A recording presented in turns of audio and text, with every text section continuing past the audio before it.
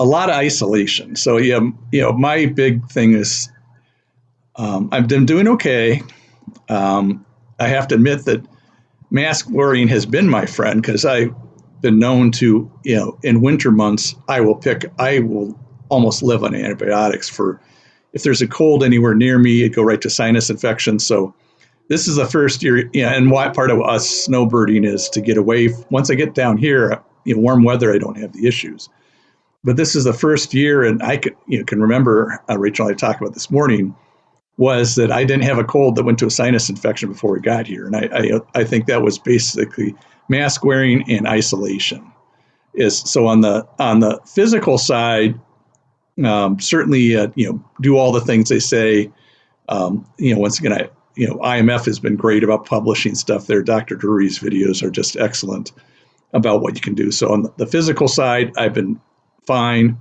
The mental side, it's been a little tougher. I take a lot of walks. I used to play a lot of tennis. I did a lot of volunteering, not just for the IMF support groups, but a lot of things. So that's been hard to basically, as a retiree, to having, that section of, I easily moved beyond being, part of my identity being my work to part of my identity being all the different volunteer activities I did. And unfortunately, the pandemic wiped those all out. So I still do the support group.